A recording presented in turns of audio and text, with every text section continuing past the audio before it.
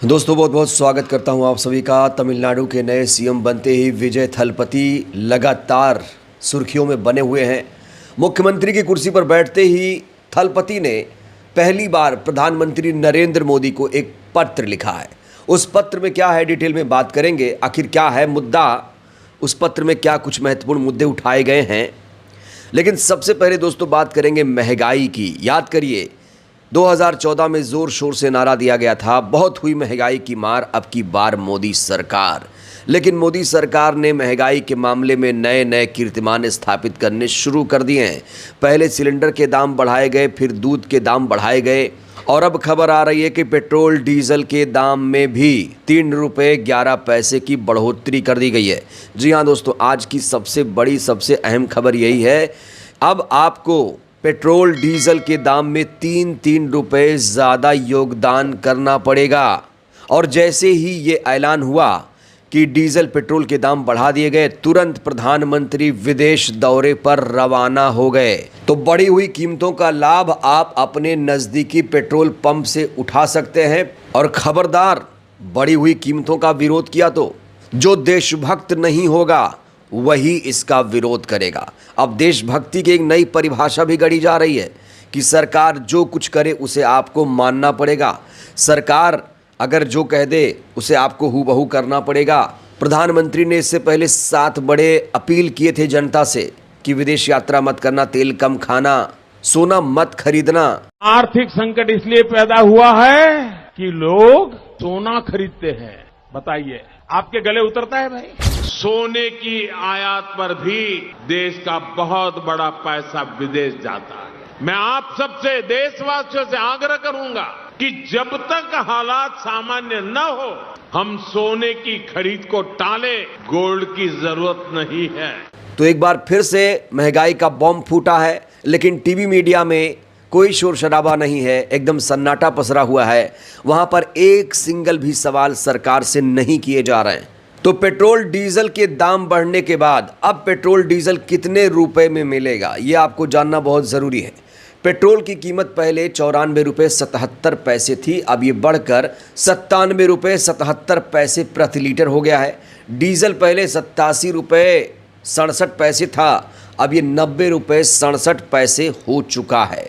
यानी 1 लीटर अगर आप डीजल लेने जाएंगे तो आपको 91 रुपये देने पड़ेंगे, और अब अगर आप पेट्रोल भरवाने जा रहे हैं 1 लीटर तो अब आपको 98 रुपये देने पड़ेंगे।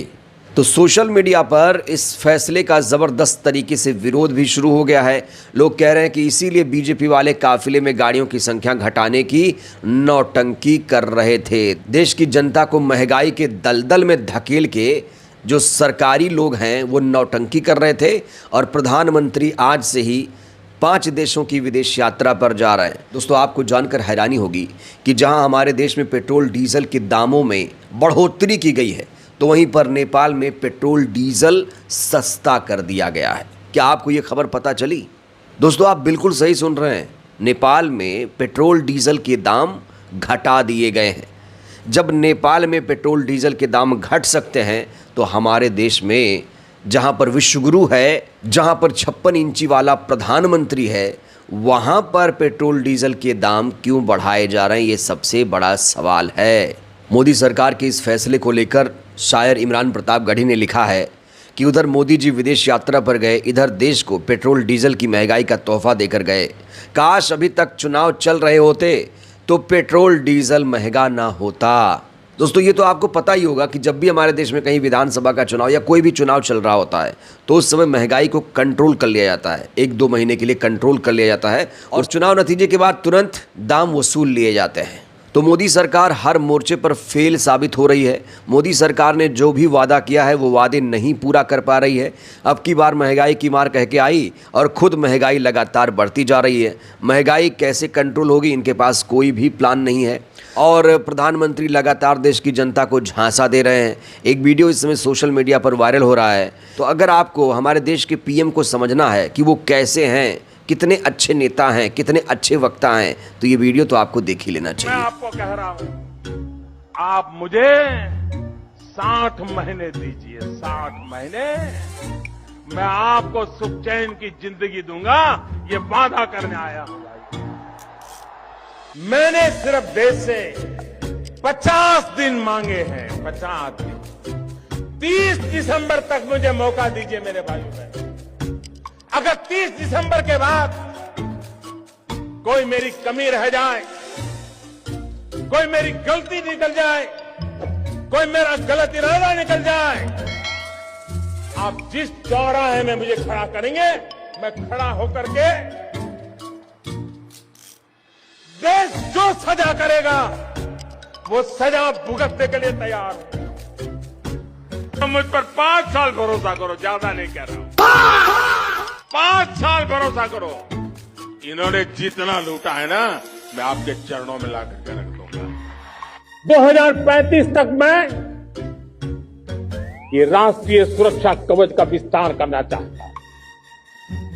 एक तो हमारा लक्ष्य है 2047। तो कहा जा रहा है ना तो किसानों की आय दोगुनी हुई, ना तो 100 स्मार्ट शहर बने, ना ही तो काला धन आया, ना ही 15 लाख रुपए अकाउंट में आए। यानी जो वादे किए गए थे पिछले 10 सालों में, कोई भी वादा नहीं पूरा हुआ।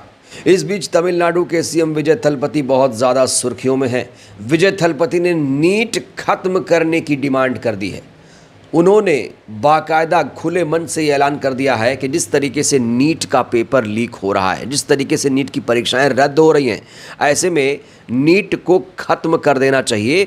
12वीं के अंकों से मेडिकल एडमिशन होना चाहिए। 12वीं में जो अंक आते हैं उसी के हिसाब से मेडिकल एडमिशन होना चाहिए, ये सुझाव दिया है विजय थलपति ने। दोस्तों आपको बता दें, नीट का पेपर जो कि 3 मई 2026 को हुआ था, वो लीक हो गया था। उसके बाद परीक्षा रद्द कर दी गई और उसमें 22 से 24 लाख छात्रों ने हिस्सा लिया था और उन छात्रों का भविष्य बिल्कुल अब अंधकार में चला गया है।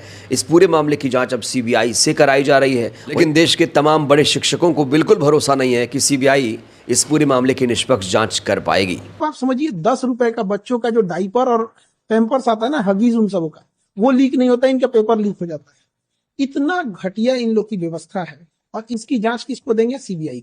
सीबीआई कब कौन से नतीजे पे बढ़िया से उतरेगी एग्जाम से, कहाँ जाएगा बच्चों का, ये हम बता रहे हैं। अगर ये सीबीआई को गया ना, बच्चों का एमबीबीएस कंप्लीट होगा तब तक इनकी जांच चलती रहे। इस बीच तमिलनाडु के नए सीएम विजय थलपति ने सीएम बनते ही प्रधानमंत्री मोदी को पत्र लिख दिया है।